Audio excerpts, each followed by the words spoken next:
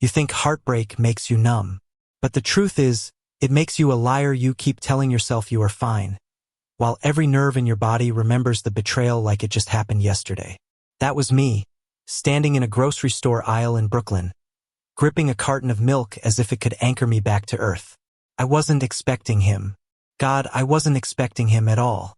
Ethan, the man who would later turn my world inside out. But before I get ahead of myself, I need you to know something. I was broken. Not the kind of broken that bruises heal or a good night's sleep fixes. The kind of broken that makes you flinch when someone raises their voice. The kind that makes you doubt every smile, every promise, every soft hand brushing yours as if affection is just a trap waiting to snap. When my ex, Michael, walked out 2 years ago, he didn't just take his clothes and toothbrush. He took every ounce of faith I had in love. He left me with shaking hands and a heart that could barely beat without reminding me of the lies I once believed in. So there I was, 2 years later, clutching that milk carton, when Ethan bumped into me. Literally, his shoulder collided with mine, hard enough to jolt me back to the present. I muttered something sharp, defensive, because that's what broken people defend before there's even an attack. "Sorry, man," he said, his voice steady but low, as if he meant it more than any stranger should. I looked up, ready to brush him off, and froze. He had these ridiculous green eyes, too soft for a man who looked like he could throw a punch if needed. His blonde hair was damp, sticking out under a worn baseball cap. He wasn't some polished Wall Street type or a charming stranger from a movie. He was just real. And real was terrifying. "Watch where you're going," I snapped, shoving the milk back into the fridge and walking away as if my life depended on it. But life is cruel in the most ironic ways. I ran into him again at the cashier line, 2 rows down. He gave me that same apologetic half-smile, like he knew I was mad but couldn't resist trying again. That's how it started. Not with fireworks, not with romantic music. Just a bump in a grocery store and a smile that refused to leave my memory. I didn't believe in second chances. Not when Michael's shadow still lingered in my apartment, in the way I folded my shirts, in the way I slept curled on one side of the bed. But Ethan didn't ask me to believe right away. He didn't push. He didn't flirt the way men sometimes do, reckless and hungry. He just showed up. Every morning, I'd see him running in the neighborhood park while I sat on a bench with my coffee. At first, I thought it was coincidence. New York is huge, and bumping into someone twice is nothing but chance. But 3 times? 4? The 5th time, when he slowed down his run to actually stop and sit next to me, I realized fate had an ugly sense of humor. "You're here a lot," he said, breathing heavily, sweat dripping from his forehead. He smelled of rain and salt, like the ocean had followed him into the city. "So are you," I answered flatly, refusing to look at him. "Maybe I'm here because you're here," he said lightly. I scoffed. "That's creepy. Or maybe it's just the universe," he countered, sipping from his water bottle. I hated how my lips twitched at that. The universe. What a stupid, reckless word. But I didn't tell him to leave. And that was the first mistake, or maybe the first miracle. Ethan was a firefighter. I didn't know that until weeks later, when sirens echoed down my street, and I saw him climbing down from a truck in full gear, soot on his face, his green eyes sharp and focused as he helped a terrified family out of a smoke-filled building. Heroes were the last thing I trusted. Michael had once been my hero too. Yet when Ethan spotted me standing on the sidewalk, his face softened instantly, as if even in the chaos, he recognized me as something fragile worth protecting. That look undid me. "You okay?" he asked later that night when he showed up outside my apartment, still smelling faintly of smoke. "I should be asking you that," I muttered, avoiding his eyes. "I'm fine," he said, then leaned casually against the doorframe. "But I can tell you're not." And that was Ethan, unapologetically honest, dangerously direct. The kind of man who could see through walls I spent years building. "Go home?" I whispered, my throat tight. "Don't play hero with me." "I'm not here to play," he replied softly. And maybe it was the exhaustion in his voice, or the way his hand brushed mine when he finally stepped closer, but I didn't close the door. I didn't push him away. I let him stand there, inches from me, close enough for my skin to burn with memories I didn't want but couldn't ignore. Here's the thing. Falling in love when you're broken feels like standing on glass barefoot. Every step is pain, every movement dangerous, but you keep walking anyway because something in you craves the beauty of what's beyond. Ethan didn't kiss me that night. He didn't even touch me more than that brief brush of fingers. But my whole body trembled as if he had already stolen something I wasn't ready to give. The trembling became our secret. Every time he got too close, his shoulder against mine on the park bench, his hand steadying me when I tripped on the sidewalk, his laugh rumbling in my chest when he leaned and he shook. I hated it. I hated how my body betrayed me, how fear and longing became the same language. But Ethan never mocked me for it. He never asked why. He just stayed, patient, relentless, gentle, until one night the dam finally broke. It was raining, the kind of New York rain that soaked you to the bone within minutes. I was caught without an umbrella, cursing the universe for yet another cruel joke. When headlights cut through the storm, Ethan's truck pulled up beside me, his window rolling down. "Get in," he called. I hesitated, water dripping from my hair, my jacket clinging to my skin. "Come on," he urged, smiling that same infuriating smile. "You'll freeze." I slid in, shivering, my heart pounding too fast. His hand brushed mine when I reached for the seatbelt, and of course I trembled. He noticed, like always. His eyes softened, like always. But this time he didn't let it slide. "Why do you shake every time I touch you?" he asked quietly, not accusing, just searching. The car was filled with the sound of rain pounding against the roof, the air thick with words I didn't want to say. "Because I'm broken," I whispered finally. He turned to me, his jaw tight, his gaze burning through me.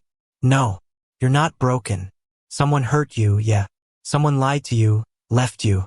But you're not broken.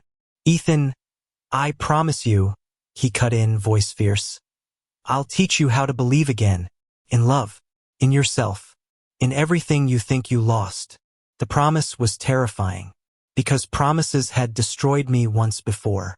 But God help me, wanted to believe him. That night was the first time I let him hold me. Not kiss. Not anything more.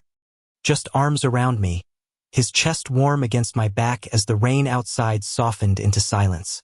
And though my body still trembled, for the first time, I realized something important. Maybe trembling wasn't weakness.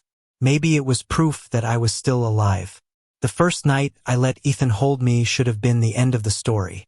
Neat, clean, tied up like a ribbon around a box. But life never ends in the soft place, it begins there. The morning after was where reality dug its claws in. I woke up in his arms, and the first thing I felt wasn't comfort. It was panic. His chest rose and fell against my back, his breath brushing the back of my neck. Every nerve screamed at me to move, to escape, to tear myself away before he could destroy me like the last man did. I pulled away so fast I nearly tripped over my own shoes. Ethan stirred, blinking at me with confusion that cut deep, because he looked so innocent in that moment.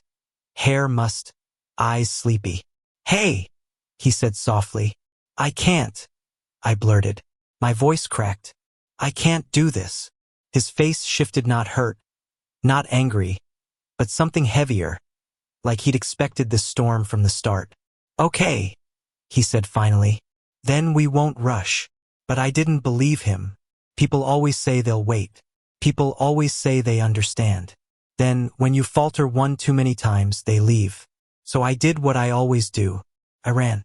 I threw myself into work, taking extra shifts at the coffee shop, scrubbing counters until my hands went raw, serving latte after latte until I could pretend I was just another nameless worker in New York. But even there, Ethan found me. He didn't come in like some lovesick fool, ordering coffee just to see me. No, came when the shop caught fire. It was stupid. A fryer sparked in the back, smoke billowing into the cafe, people screaming. I froze. My body locked up, panic rooting me to the floor while everyone else scrambled for the door. Then, through the haze of smoke, Ethan appeared. Full gear, helmet, oxygen tank. His green eyes found me instantly, as if they'd been searching for me all along. "Come on," he shouted, reaching for my arm. And of course I trembled. But this time I didn't pull away. I let him drag me out into the night air, coughing, tears streaming down my face from smoke and fear and something I couldn't name. When we stumbled onto the sidewalk, he yanked off his helmet, his face shining with sweat and soot. "You okay?" I could barely speak. My hands shook uncontrollably, and my chest ached with more than just smoke. He cupped my face in both his hands, tilting my head so I couldn't look away. "Breathe," he said firmly. "With me. In, out. Slow. You're safe. I've got you." And for the first time in 2 years, I actually believed those words. Later, sitting in the back of his truck while paramedics checked my lungs, I finally whispered what I'd been choking on for so long. My ex said he loved me, but he lied. He hit me once when I said no. He told me no one else would ever want me. And I believed him. It was the ugliest truth I had. The wound I never wanted to show. Ethan's jaw clenched. His hands, gentle a moment ago, curled into fists at his sides. But when he looked at me again, his eyes weren't angry. They were heartbreakingly tender. "He was wrong," Ethan said fiercely. "He was so damn wrong. You're wanted. You're worth everything. And if I ever meet him, don't." I cut in quickly, terrified of the violence in his voice. He exhaled, nodding, swallowing the rage down. "Okay, I won't. But hear me, you're not what he said you are. You're more. So much more." My throat burned. My chest ached. And all I could do was lean into him, shaking, because I wanted so badly to believe him. Belief didn't come easy. The weeks after the fire were messy. Some days I let him close, let his laughter fill the cracks in my walls. Other days I shoved him away, snapping that I didn't need saving. He never yelled back. He never stormed off. He stayed. One night we sat on his couch, a movie flickering on the TV, though neither of us were watching. I was curled up on the far end, hugging my knees, when he suddenly asked, "Do you know why I became a firefighter?" I shook my head. "My dad," he said. "He died in a fire when I was 12. They told me he didn't make it because no one could reach him in time. I swore I'd never let that happen to someone else, that I'd be the one to reach them." He looked at me then, eyes piercing, voice low. "That's what I want for you. I want to reach you before the smoke swallows you whole." The words hit me like a punch to the chest. I turned away, tears stinging my eyes, whispering, "What if I'm not worth saving?" His hand brushed mine, gentle, steady. "Then I'll spend my life proving you are." And maybe it was reckless, maybe it was stupid, but I let my head fall against his shoulder. For the first time, I didn't tremble. It wasn't all soft. Healing never is. There were nights when his touch still made me flinch, when memories clawed their way back, dragging me under. One night, I woke up screaming, drenched in sweat, convinced Michael was in the room. Ethan jolted awake beside me, immediately pulling me close. "Shoo, it's okay," he murmured, rocking me gently. "You're safe. It's just me." I sobbed into his chest, hating myself for being so weak, for letting the past control me. But he never called me weak. He never made me feel small. He just held me until my breathing slowed, his lips brushing the top of my hair in the gentlest kiss. "You're brave," he whispered, "braver than you know." And in that moment, I wanted to believe him more than I'd ever wanted anything. The first kiss came unexpectedly. We were in the kitchen of his apartment, cooking together. Or, more accurately, he was cooking while I watched, pretending I knew how to chop vegetables without nearly losing a finger.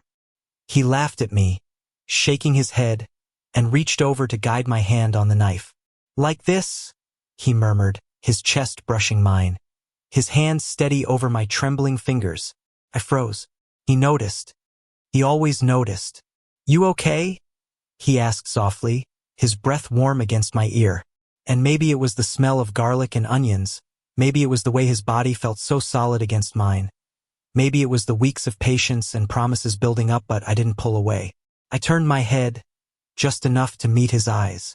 They searched mine, asking without words. And for the first time, I answered with action. I leaned in. The kiss was soft, tentative, as if he was afraid I'd shatter in his hands. And maybe I did a little, but in the best way. When we pulled back, my lips tingling, my body trembling, I whispered, "I'm scared." He smiled, cupping my cheek. "So am I. But maybe we can be scared together." And God help May wanted that. Every step forward was a war. Every touch, every kiss, every moment of closeness came with fear shadowing joy. But Ethan never let me fight alone. He carried half the weight when I thought I couldn't carry any. One evening, months later, we sat on the rooftop of my building, the city sprawling below us in a blur of neon and noise. He wrapped his arm around me, pulling me close against the chill.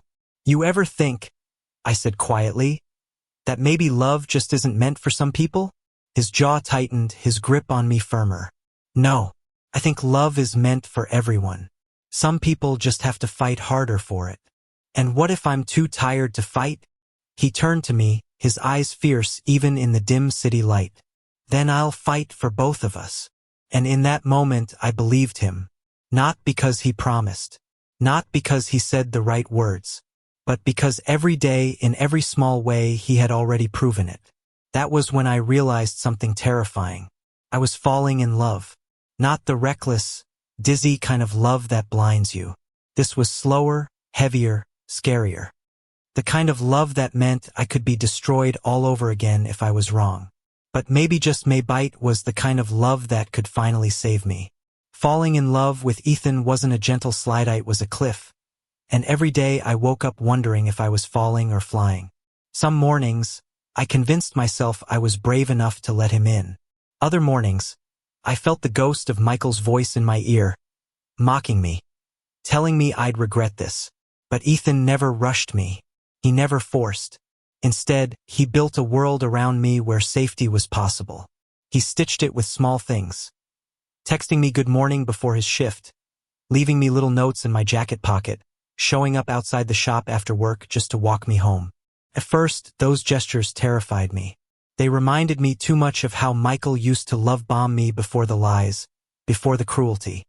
I told Ethan as much one night, my voice shaking, expecting him to get defensive. Instead, he just nodded, his hand brushing mine carefully. "Then tell me what feels safe. I'll do that. Only that." No one had ever given me that choice before. Still, the past has sharp claws. One Saturday, I was standing in line at a bookstore when I saw him, Michael. He was laughing with some guy, his arm slung casually around his shoulder, looking exactly like the man who had once convinced me I was his forever. My chest tightened, my hands shook, and before I knew it, I bolted out onto the street, gasping for air. I didn't notice Ethan until he was right there, his hands on my shoulders. Hey, look at me. What happened?" I couldn't speak. My throat closed up, panic crushing me. All I managed to choke out was, "Him." Ethan's eyes darkened instantly, scanning the crowd until he spotted Michael through the glass window. He stiffened, his jaw clenching, but then he turned back to me, cupping my face gently. "He doesn't get to have power over you anymore," Ethan said firmly. "Not here. Not now. Not ever again." Tears burned my eyes. "I don't know how to stop him from having it." "Then let me help," he whispered. "Let me carry some of it, until you can breathe again." And somehow those words anchored me.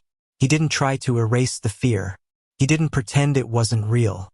He just stood there, steady as a lighthouse while I was drowning. The first time I told Ethan I loved him, it wasn't planned. It was after another nightmare, one that left me shaking in his bed at 3 a.m., my skin clammy, my heart racing. He sat with me in the dark, whispering soft nonsense until I finally calmed, his thumb brushing circles over my hand. The words slipped out before I could catch them. "I love you." Silence. For a second, I panicked, thinking I'd ruined everything. Then Ethan's breath hitched, and he pressed his forehead to mine, whispering back, "I love you too, more than you'll ever know." I trembled again, but this time it wasn't from fear. It was from the sheer weight of joy crashing through me like a wave I'd thought I'd never feel again. Of course, love doesn't protect you from life. 2 weeks later, Ethan was injured on a call. A warehouse fire collapsed, trapping him and his crew inside. The news broke on TV while I was wiping tables at the coffee shop, and I swear my heart stopped. I ran all the way to the hospital, lungs burning, legs shaking, ignoring the way people stared at me. When I finally found him bandaged, bruised, but alive, I collapsed into the chair beside his bed, sobbing. "You idiot!" I whispered through tears. "You scared the hell out of me." He smiled weakly, his hand reaching for mine. "Guess now you know how I feel every time you run from me." I laughed through the tears, punching his shoulder lightly. "Don't joke. I thought I lost you." "You won't lose me," he said, his voice hoarse but steady. "Not unless you push me out yourself. And even then, I'll probably just keep showing up until you let me back in." I shook my head, pressing my face to his chest, feeling his heart beat against mine. "You're impossible. And you love me for it," he teased. And damn it, I did. Recovery wasn't easy for him. His ribs were cracked, his ankle sprained, and for weeks he was forced to slow down. That was when I realized how much of his identity was tied to saving others. Watching him sit still, restless and frustrated, broke something in me. So I started saving him instead.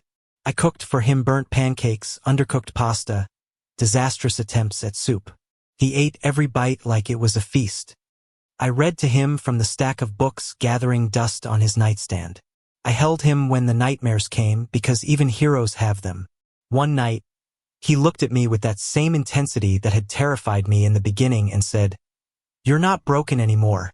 I laughed softly, brushing his blonde hair back from his forehead. "I still tremble every time you touch me." "Good," he whispered, pulling me closer. "Then you feel it too." Our first time making love wasn't perfect. It was hesitant, filled with pauses, with whispered questions and reassurances. Every touch was a test, every movement a choice. I shook, of course I did. But instead of shrinking from it, Ethan kissed my trembling hands, murmuring against my skin, "I've got you, always." And in his arms, trembling no longer felt like fear, felt like surrender, like trust, like the beginning of something bigger than both of us. Months passed. The seasons shifted. My scars didn't disappear, but they stopped bleeding. Michael became just a shadow in the crowd instead of a monster under my bed. And Ethan became home. We built something fragile but unbreakable, stitched together from patience, honesty, and the kind of love that doesn't fade when the fire burns out. One evening, as we sat on that same Brooklyn rooftop where I'd first started to believe, Ethan slipped a small box into my hand. My breath caught when I opened it. It wasn't a ring. Not yet. It was a key. "To my apartment," he said, his voice rough with emotion. "I know you're not ready for forever, but maybe you're ready for this. For us." Tears blurred my vision as I nodded, my heart trembling harder than my hands ever had. "I'm ready," I whispered, "as long as it's with you." And for the first time, the trembling didn't scare me. Felt like love. Pure, terrifying, undeniable love. Forever is a word that used to terrify me. It felt like a trap, a promise made just to be broken, a cruel joke disguised as devotion. Michael had taught me that. For years, I carried the word like a bruise that wouldn't fade. But standing on that rooftop with Ethan's key heavy in my palm, forever didn't feel like a threat anymore. Felt like a door I was finally ready to open. Moving in with him wasn't some cinematic montage of laughter and kisses. It was messy. My boxes stayed unpacked for weeks, because the sight of his closet waiting for me made my chest tighten with panic. I woke up in the middle of the night sometimes, expecting to find myself alone. I apologized too often, cried over small things, doubted myself in ways that made no sense. And every single time, Ethan just held me. One night, when I broke down because I couldn't figure out where to put my books on his already crowded shelves, he crouched beside me, lifted my chin, and said, "It's not about space in the apartment. It's about space in my life. You already have all of it." I laughed through my tears, shaking my head. "You always know what to say." "No," he whispered, pressing his forehead to mine. I just know how to love you. That's all. The seasons kept turning. Winter melted into spring, and with it, the edges of my fear softened too. I started smiling more, laughing louder, letting myself dream again. I even started painting, something I hadn't done since college. Ethan encouraged it, buying me canvases and brushes, hanging my half-finished works on the walls as if they were masterpieces. Every brushstroke is a piece of you, he told me once, kissing the paint off my fingers. And I want this place covered in you. I didn't realize until that moment how much I had become covered in him too. Of course, the world doesn't stop testing you just because you've found happiness. One evening, Michael showed up outside the cafe. He cornered me on the sidewalk, his smile as sharp as I remembered. Still trembling, huh? He mocked. Guess you haven't changed. For the first time in years, I didn't shrink back. My heart pounded, but my feet stayed planted. And when Ethan appeared at my side, his arms sliding around my waist, I finally understood what strength felt like. Walk away, Ethan said to him, his voice low but dangerous. Michael sneered. Or what? You'll save him? Like he's some charity case. I braced for Ethan to explode, but instead, he looked down at me. His eyes softened, his voice steady. You're not a case. You're not broken. You're mine. Something inside me cracked wide open. Not from fear, from freedom. I turned back to Michael, my voice shaking but strong enough. You don't get to own me anymore. You never did. And with that, we walked away together. It was the last time Michael ever had power over me. That night, I cried in Ethan's arms, not from fear, but from release. You saved me, I whispered. He shook his head, kissing the tears from my cheeks. No, you saved yourself. I just stood beside you. But he was wrong. He had been my anchor, my lighthouse, my proof that love wasn't just a word used to wound. And for the first time, I wanted to give him something back. I planned it for weeks. On a warm June evening, I led him up to the rooftop where so much of our story had unfolded. Fairy lights hung from the railing, casting a soft glow. One of my paintings leaned against the wall portrait of him. Not perfect, but full of the way I saw him. Strong, tender, steady. When he saw it, his breath caught. You painted me? I nodded, my hands trembling. You've been painting me since the day we met. I thought it was time I returned the favor. His eyes glistened, but before he could speak, I pulled a small box from my pocket. My heart raced so violently I thought I might collapse. Inside wasn't a ring. Not yet. It was a silver bracelet, simple, engraved with the words, "You taught me to believe again." I don't know how to do grand gestures, I whispered, my voice breaking. But I know this. I'm yours. Not because you saved me, but because you loved me even when I couldn't love myself. And I want forever, not the kind that traps, but the kind that sets me free. Forever with you. Tears spilled down his cheeks as he pulled me into his arms, holding me so tightly I could barely breathe. God, I love you, he murmured against my hair, and I'll spend forever proving it. Our kiss under those fairy lights tasted like every fear I'd ever conquered, every wound I'd ever healed, every promise I'd finally dared to believe. Forever still scares me sometimes. There are nights when I wake up trembling, shadows crawling at the edges of my mind. But now, when Ethan's arms wrap around me, the trembling doesn't mean fear. It means I'm alive. It means I survived. It means I loved and was loved in return. And that's all I ever needed. Thank you for listening. If you find it interesting, please like and subscribe to follow the next stories.